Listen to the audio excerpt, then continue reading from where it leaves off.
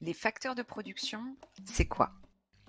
C'est en fait l'ensemble des ressources, qu'elles soient matérielles, immatérielles, naturelles et physiques, qui sont utilisées dans la production de biens et de services. On retiendra 4 facteurs de production. Le facteur travail, le facteur capital, le facteur connaissance et enfin le facteur matière première. Le facteur travail désigne la main-d'œuvre, c'est-à-dire la force, l'énergie et les compétences déployées par les hommes et les femmes pour produire des biens et des services. On mesure le facteur travail par sa qualité, c'est-à-dire par le niveau de connaissance que les hommes ont de leur métier et qui constitue un patrimoine précieux pour l'entreprise. On mesure également le facteur travail par sa quantité, c'est-à-dire la quantité de travail disponible qui dépend de la population active, mais également de la durée de travail qui varie selon les époques, les métiers et les secteurs, secteurs qu'ils soient secteurs d'activité ou secteurs géographiques. Le facteur capital représente tous les biens qui sont nécessaires à la production. On distingue le capital fixe, qui correspond à tous les biens durables qui servent plusieurs années avant d'être renouvelés. Ça comprend les bâtiments, les machines, les équipements. On parle alors de capital technique. Et ça comprend également les brevets et les marques, par exemple. Et là, on parle de capital immatériel.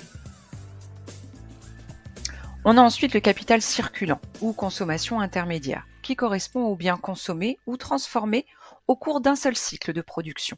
Ce sont par exemple les matières premières, les produits semi-finis ou encore l'énergie consommée durant ce cycle de production.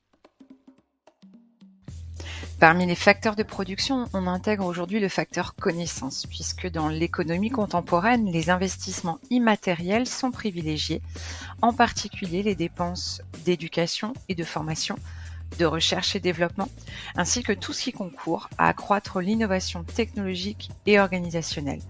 Le savoir est donc devenu aujourd'hui un facteur de production fondamental. Enfin, le dernier facteur abordé concerne le facteur matière première. Ce facteur concerne les biens et les services qui vont être détruits ou transformés durant le processus de production. Il s'agit principalement des matières premières et de l'énergie. Elles sont essentielles dans de nombreuses activités industrielles comme la chimie, la pharmacie ou encore la métallurgie.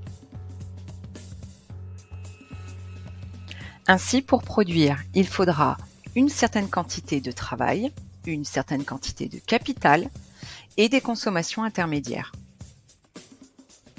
Prenons l'exemple d'une production de pizza. On va avoir besoin d'un serveur et ou d'un cuistot.